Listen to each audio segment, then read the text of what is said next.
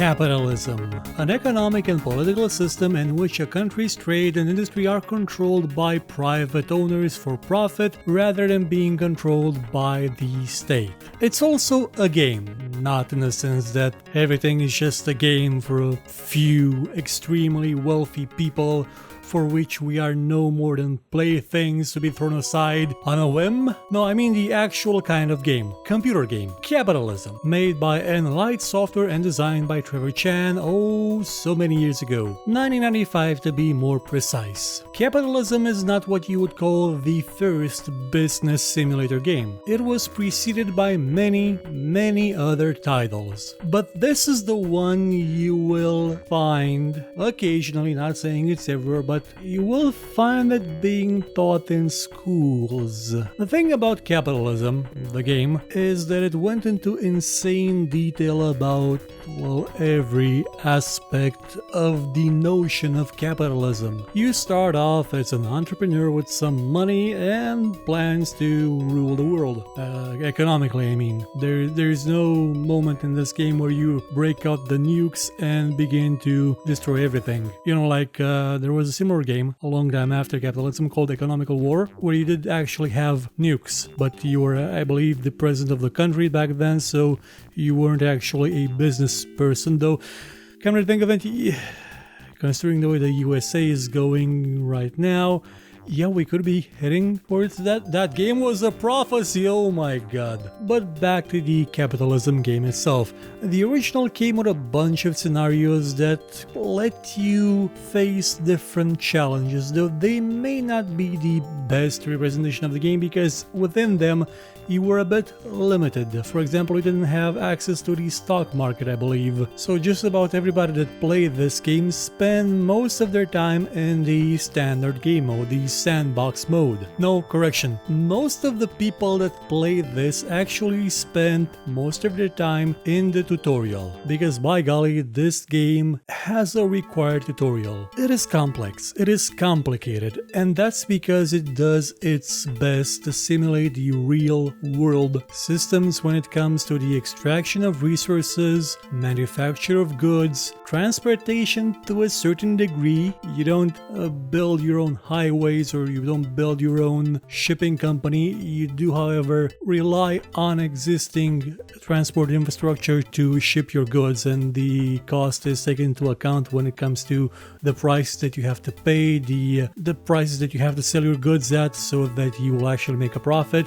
It takes into account the individual chain, production chain, not even production chain, but structural chain in each and every kind of business. The simplest one is the department store. That's the easiest to make. You have to set up a purchasing division which will handle buying certain goods, and then you have to set up a sales division which will sell those goods. And then you can maybe make a advertising division, maybe you can make one that creates a private label, maybe you can make one that handles inventory, and that's just for stores. You can also make farms, you can make logging camps, mines, factories. Oh boy, the factories. If you're a fan of crafting, you know, and games like Minecraft or something, you're gonna like this game because it has a bit of a crafting aspect like system to it, where you have to place the purchasing units within the limited space you have in a building and then connect them all to a manufacturing unit,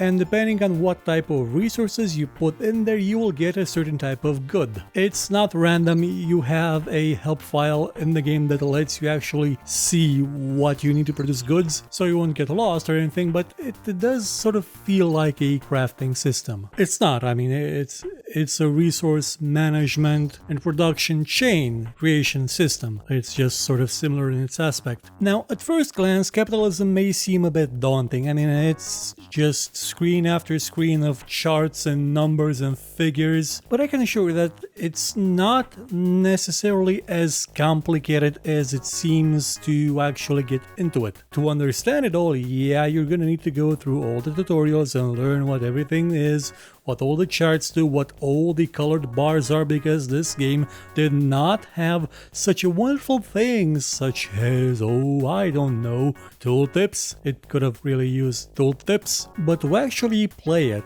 on maybe the lowest difficulty level, it's not hard to understand. Everything is logical, everything is laid out in a way that makes sense, because again, this is a simulator. It is a business simulator that is meant to mirror the real world, how things function in reality. That's why it's being used as a teaching tool to get people to understand how a company functions, because it's not just the aspect of running a company like buying goods, selling goods. No, it's all of it. You also have the financial component with the stock market that can probably sort of be its own game.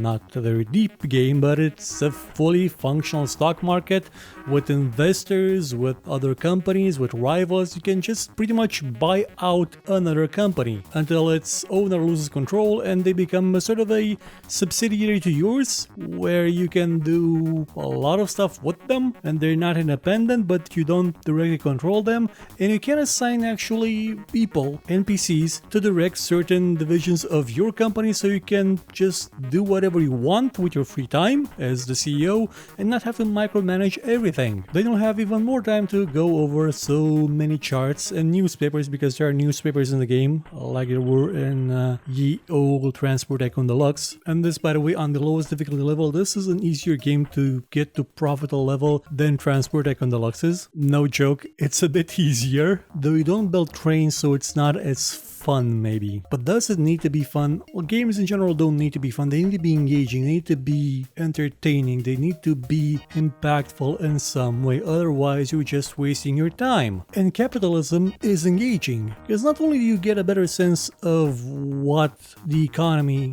functions like, what businesses function like, but you get drawn into it, drawn into all the money you're making, all the people you're putting out of business. You get drawn in by the challenge of keeping up with the competition, of researching new and better ways to produce and manufacture and sell things at higher prices with better quality, and building up brand images. Yeah, it goes into so much detail that it takes into account the reputation of a brand when it comes to deciding exactly how popular a product would be. This is a game with the potential to entertain you for tens and maybe hundreds of hours, because everything is randomly generated. If you generate a new map, that is, you can decide what competitors to have, how the world looks, if cities spawn with time, if resources appear, if more competition shows up. There's a lot of customizability in it. It's like Civilization, but in real time, and a business simulator. It's like SimCity times 100, but you don't actually build cities. Well, you don't in this one. For you see, Capitalism, like the game you're seeing now in the background, that's the least advanced of the series. Yeah, some people call it one of the greatest games ever made and one of the most successful business simulators ever made, but it's completely overshadowed by Capitalism Plus, which is the same game with more content, more goods, which is saying something because this game had a lot of goods in it, a lot of resources, a better interface, high resolution support, and somewhat better graphics. The game already had good audio, it even had voice actors in it that, well, one voice actor that gave you all the info in the tutorial. It made it a bit more digestible. Then came Capitalism 2 in 2001, which cut down on certain aspects and tried to enhance others, and was maybe not as well received. And then, well, something a bit strange happened. There came Capitalism Lab, which is a game you won't find on Steam, you won't find on GOG, you can find the others though. It's a game that's being sold directly by Enlight software. It's been on the market for about 5 years, already had about 3 DLCs, one in which you build cities, and something that the other games never really touched upon because it really wasn't a thing back then: digital economy. Because when you get right down to it, we're not living in the same world we did when capitalism was released. The idea of creating a business that exists solely in the ether, that's nonsense.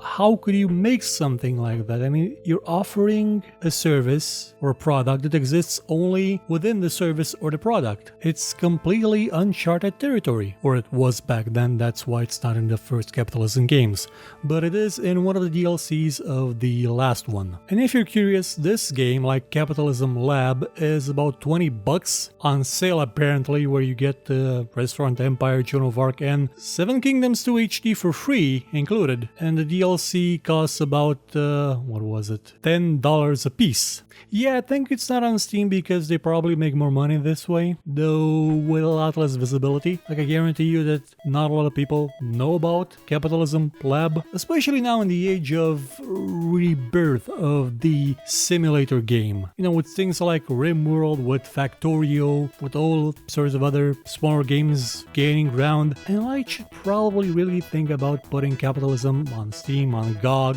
Heck, put it on Origin, put it on somewhere, put it on something else than a website that has testimonials on it. No, really, when's the last time you saw testimonials on a site that's actually legit and not something that's absolutely a scam? But this is the scam, it's just weird. If you're interested in the original Capitalism game, the one with the blue interface on the background, you can probably find it on the interwebs, since it's not actually available for sale anymore, but there is a demo of it on the Internet Archive if you want to play that one and not get it off Abandonia. But again, you could probably just get Capitalism Plus off GOG or Steam, which is the same game, but more of it, with a better interface, high resolution, nicer. Should have probably played that one, but then again, if I did, I'd probably still be in it. It's one of those games that's sort of similar in its effect on you, like Civilization or chocolate-covered meth cigarettes. It's addictive, it's engaging, and it's educational, so it's an absolutely great game. Now, I'm actually curious if anybody made a counterpoint to capitalism